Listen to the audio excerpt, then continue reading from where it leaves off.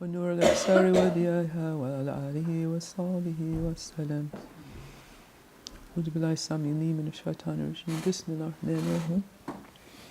So at this time it's an invitation to the act of dhikr, and I thought it would be good for us to discuss among ourselves what this is that we are intending to do. What is the act of dhikr and what is the intention? Because it was mentioned earlier that the intention is very important. You achieve what you intend. And we come with a different experience of dhikr. For some, maybe it's the first time. For some, they've been doing it for 40 years. Some have been done it this way, some another way. But it can be interesting to share with each other just for a moment. So if you can just speak to the person that you're sitting next to, or if you're 2 or 3 together, it's okay. And just share for a few moments, what does dhikr mean to you? What is it what is it that's important to you? What does it mean? Why do you do it? What is the yearning that makes you drive all the way out in the dark to come to some place where you can do dhikr? Is that okay? So we spend a few moments just speaking to each other, and then we'll make a little list. We'll collaborate a little bit what comes out of the conversations. Is that okay? Can you time us, Abdul Hadi, maybe 2 minutes? Is that okay? Bismillah. So please just discuss with each other. Why do you do dhikr?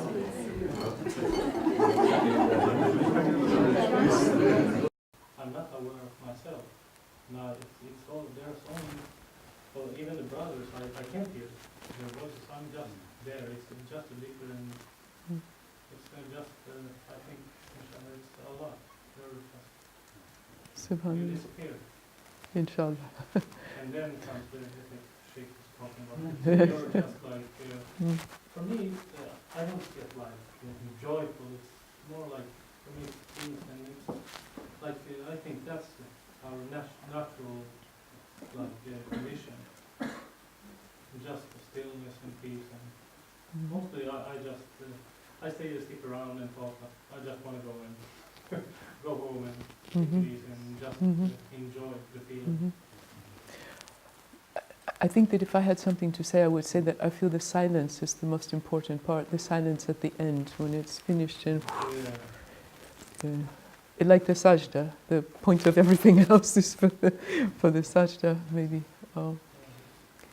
So I have that feeling often. I want to just go and hold it, you know. I don't want to disperse it by talking. I understand. Would you read to us? Can you? Okay. We started with new, a few different meanings of new, something new for some of us, but also something that somebody mentioned about renewing. It's very soothing, drawn to it, makes you feel at home, felt home. Also, again, about this feeling that you said, it was emphasized feeling, and brings you back to that feeling, whatever that feeling is. Peace of mind, peace of heart, connect to others, tuning in, different for the genders, issues with, for example, the difference in voice and so forth. It's an intimate form of communication, associated with Sufism, preparing for Allah. Everything feels amazing after. Stepping out of the mouse wheel, stillness, silence, disappear. Need an introduction to the meaning, so sort of be able to connect to it on a deeper level. We have the peace inside our heart, so this idea that we already have it and we're sort of discovering it. Link to Allah, it's our link to Allah. Individual and group dhikr, there's differences there that people mention. Finding the time, like we're always so busy, and you know, it's such a great fortune like that we get some time to do dhikr. Dhikr can be many things, like we said, like the brother said, that just being in a state of tranquility with other people, that feels like a dhikr. And many different forms of dhikr and facets of dhikr. Sometimes we forget our path, and dhikr sort of brings us back. Increasing the consciousness of God, and expansion of the chest, takes away useless information. My favorite, that one. Get energy from each other. We energize each other, and we bond. Finding your own way, but also like we all need to find our own way and sort of feel comfortable with the not about extraordinary experiences. harmony and feeling elated, feeling in balance with everything else. How much time do I have, Abdul Hadi? Please, as long as you feel. How much time ideally do I have? 10 minutes? Okay. So I have gone to many different sources to try to find, you mentioned the importance of instruction. For new people, that's why. Yes, exactly. So I went to a Sufi manual of conduct, Rashid Khalala or Sheikh, and I'm also thinking in terms of this next 10 minutes being a bit of a commentary on this song that we might sing today called Annihilation in Allah, Fana Fila. So we're speaking about Fana as a goal for the dhikr. What does that mean? I actually found that I had to read something about conduct in the masjid, in the mosque, as an introduction to the dhikr. It was the step before. And it contains many of the things you mentioned, so I will take a few things from what he said there. Generally, there are three main reasons that we may visit a mosque. One is for social purposes, meeting friends or other members in the community, enjoying meals and events, etc. So this would be the action level, the activity level of consciousness, and we are social beings. We need to taste the fact that we share nuts. It's important. Another reason is religious education and learning, which would be like the attributes, understanding the attributes, how Allah Ta'ala, whom is beyond understanding, manifest in different ways, and how we respond to that manifestation appropriately. And that's what we have been doing a lot of by learning the details of the prayer and the... So the Quran, the Arabic, whatever course of study are offered. About intention, if we're going for a learning objective, it's important to determine who the teacher is and what are our goals. If we want to become a mere reciter of scripture, or do we want a better map for traveling through life? Okay. And the third reason, which would be essence, is transformation or spiritual ascent. Without transformation, without transcendence, you remain bound in your biological, animalistic reality. So we talk about this usually, I heard it usually expressed as I want to be nearer to Allah. And I always find that interesting because he's told us very clearly that he's closer than the jugular vein. So there's no distance to travel, clearly. So what is the distance nearness thing that we're speaking about? Our lives on earth are a training ground to realize the immensity of the divine presence. I'll repeat that. Our lives on earth are a training ground to realize, taste, the immensity of the divine presence. In truth, there is nothing in existence except this mysterious cosmic light. That's a hard one to swallow. We've gone to school and we've been taught about how to find our way in the material world. Our consciousness is turned outwards. We've built our ego and we have all our numbers and everything to indicate that we exist here as this separate being. And we're being informed that the actual purpose of our existence is to not experience our separate being, but to experience something that transcends our separate being. That means that we're transcending the state of consciousness that we usually move in. We're actually, the tauba, we're turning away from the way we have agreed to experience reality to another way to experience reality. It's big. Okay? So I read it again. There's nothing in existence except this mysterious cosmic light. So every sifat, every attribute is a manifestation of that cosmic light. Success or spiritual evolvement is nothing more than giving individuals access to the realization of this truth. Is that okay? Should I read it? All right. The Zawiya or center or place of gathering for students is an attempt to create a special space that was mentioned before, or a station along this journey. So the journey is an inward journey. It's a movement inside our consciousness, from an outer directed consciousness to an, we could say, inner directed consciousness. So that's that one. And then conduct and etiquette during dhikr. Dhikr is the awareness, and remember it comes from qara'a, from engrave. Do you know the reality is engraved? Dhikr is the awareness of that which is beyond any awareness.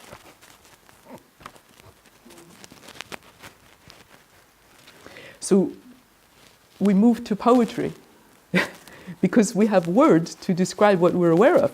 You know, that's what words do. So how do we describe what's beyond awareness? It's Subhana Rabbika Rabbil Izzati Amma Yasifun, beyond anything we can say or even imagine. Okay. It is awareness in its primal state. This is very important to me personally because we're taught to strive. Everything we're taught is you have to strive, you have to achieve, and this is actually going home, and we mentioned going home, it feels like home, it's home, but it's home in a cosmic sense. It's home in the sense of recognize anastu birabikum. It's recognizing the reality of existence that Hawa and Sidna Adam, that state that they were in. It's coming home to that state. So it's removing, like you said, the crap. You had different words for it, taking away the things of your mind, thinking away the constructs that you have about what is and what's true and what's possible and who you are and who you're not and who they are and what they think, taking away all of that. And underneath is something that's always there. It's always there, waiting for us, waiting for us. Some could say that it's even calling us. That this striving we feel is actually an invitation from that which calls us back into itself, which is our reality. It's the coming home. When we go beyond memory, we will recall the original knowledge that was qara, imbued in us. So I'll read those 3 sentences again. Dhikr is awareness of that which is beyond any awareness. It is awareness in its primal state. And when we go beyond memory, beyond our biography, we will recall the original knowledge that was imbued in us. There is a time for everything, for work, for play, and an occasional time to be silent and still. When we find that stillness in us, we see, read, and understand everything through the original lens of insight, which is the essence of all knowledge. And that's the dat. That's the essence. And that is us. It's there already. This essence, this primal knowing. Being present, hadrat, present, to stillness requires that outer distractions are reduced, that the body is cleansed, the mind is emptied, clear intention made, and vigilance maintained from self-admiration. Often dhikr goes through stages of quieting the mind, then losing one's sense of separate self in the meditation. I think you mentioned that you lose that sense of separate self. Usually carried there by song and breath. So it's very important, this awareness of the breath that we touched on today, to be aware of the breath when you're doing dhikr. It's the bridge. It's the bridge to the primal imprint that will go on without our thinking about it. Thank goodness we don't have to remember to breathe. But by connecting to the breath, we remember to that, we go back to that primal imprint. It's a bridge, okay? And the song, the sound that we make, it changes the imprint of all of the cells, the water in the cells in our body. It's transformative. Everything in life is experienced in stages, but our soul is not in stages. Our soul is simply our soul, ruh. It just is.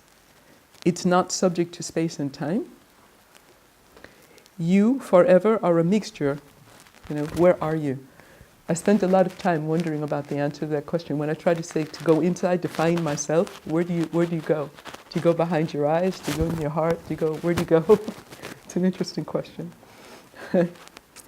But the soul just is. It's not subject to space and time, so there's no where. You forever are a mixture of body, mind, and soul, and therefore you experience life in stages. It's your selfhood, the nafs, that makes you aware of phases and changes in the stages as well as cycles. So what he's saying here is that there is an eternal beingness that is there inside of us just waiting for us to become aware of it, because it just is. It's just there. We have to be honest in each of the stages that we are in, and to realize that we are on a journey. Life is a work in progress. There's no end to it, just as there was no beginning. Entering into remembrance with appropriate courtesy takes one to the very edge of our essence. And it is there that we can sense most clearly the eternal. So we can just go to the edge, and we can just talk about up to the edge, and then the words cease, the pen breaks. And I think this place where we are, by the edge of the land and the sea, is a wonderful metaphor. And I can't even begin to share all of this with you, but there is a wonderful Buddhist story about someone having their fana, their enlightenment, their understanding with the Buddha. And what they realized is that as soon as they went to the edge of the sea and they were yearning for the other shore, I want to be nearer to Allah, so there's this otherness that you are yearning for, that as soon as they had the pure intention and the faith that they could use the boat of the name, of speaking the name, speaking Allah, to travel the shore, to cross, as soon as they made the intention, they were there. And I've been told that the shuyukh, very often, they give us especially the Shadili shuyukh, it's supposed to be said, that they give you a taste of that very early on in your journey, and you spend the rest of your life yearning for some more of it. So it's important to not think that I have to wait a long time to have this taste. We're coming home, so it's not distant. It's near.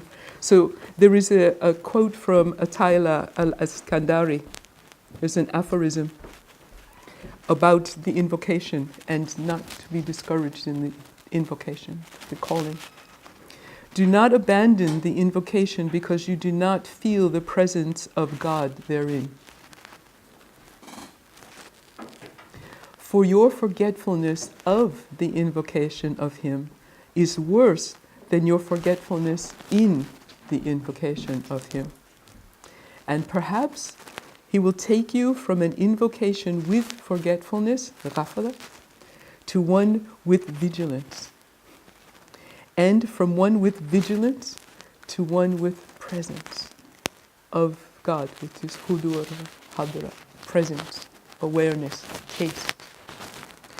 And from one with presence of God to one wherein everything but the evoked is absent. And that's the disappearing, where you lose the sense of separate selves and you disappear into the sea of beingness. And that's not difficult for Allah. So, shall I read it one more time? Get the thing? Okay. Do not abandon the invocation because you don't feel the presence of Allah therein. For your forgetfulness of dhikr is worse than your forgetfulness in dhikr. Perhaps He will take you from a dhikr with forgetfulness to one with vigilance, and from one with vigilance, with presence, awareness, to one with the presence of Allah, and from one with presence of Allah to one wherein everything but the evoked is absent. And that's not difficult for Allah. So we're reminded that it's a gift. We can make the intention, we can do everything that we mentioned before and sit with the intention and invoke and pray that we will be graced with transformation. It's always a gift. And when we sing the song Fanafila, it says Ya Taliba Fanafila Kul Daiman Allah Allah. So it's the same as what the Buddhist was saying. Say the name. If you want to disappear into the presence of the eternal source of beingness, say the name. Call. Just call and call and call and call and call. And withdraw into Him from other than Him, and with your heart, see Allah. Gather your concerns in Him, and He will be enough in place of other than Allah. That's a big one for me. You know? You always say, it's okay, Allah, I really want you to, but I really need a new car also. You know? But there can be a space where He's enough. It's enough. Be a pure slave to Him, and you will be free from other than Allah. Because we want what we think we need. And when you're a pure slave and you know everything comes from Allah, then you need nothing else. Submit yourself to Him and be humble, and you will win a secret. Invoke Him with gravity and sincerity in the presence of the slaves, and conceal it when He's manifest to you with lights from the essence of Allah. And this is very important because sometimes we feel we need to say, oh, this is really great, I need to make lots of noise and let everybody know I'm having a great time with this dhikr. But actually the courtesy that we're taught is to, you keep it. With us, other is impossible. Other, impossible. Because existence belongs to Allah. Constantly cut through your illusion with a pure tawheed of Allah. It's wonderful to make the habit of that. To see Allah in it and behind it as the source of it.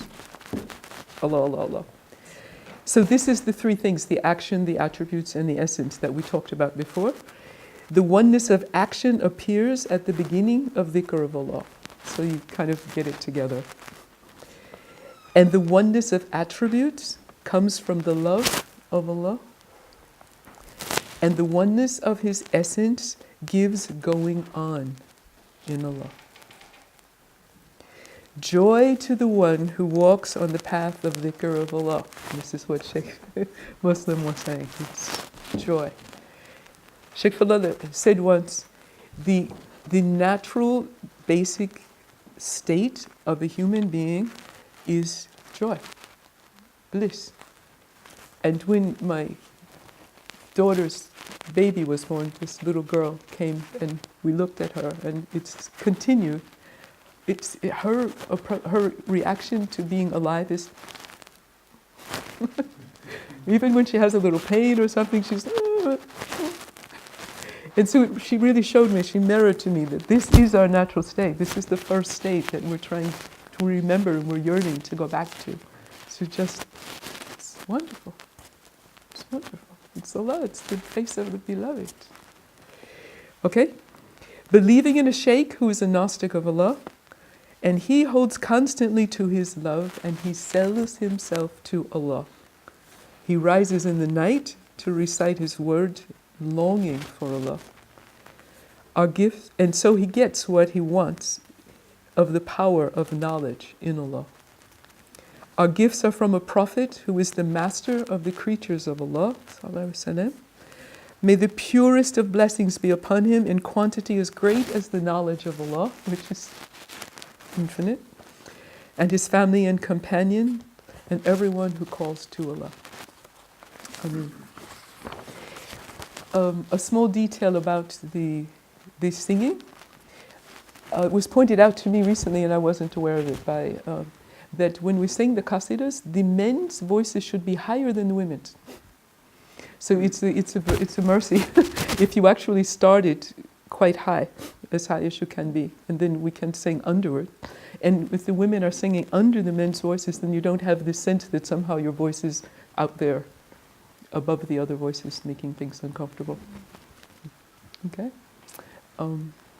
What else? Oh, and this thing that you mentioned about connecting and feeling the joy of the connection, it's absolutely essential part of what's going on, because we melt into this oneness like iron filings when there's a magnet, you know, it just whoosh, the individuality ceases and they are one, you know.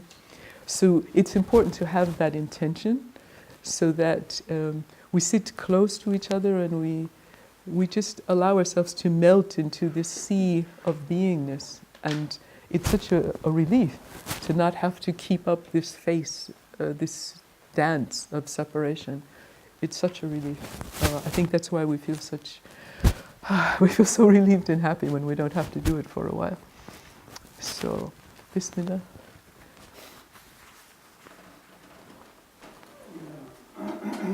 I really have nothing to add, except for thank you. Bismillah. Thank you so much. This last few things that you read now, this last sort of sitting after the presentation of the writing, to me it was extremely deep, and I will treasure it forever. It was great.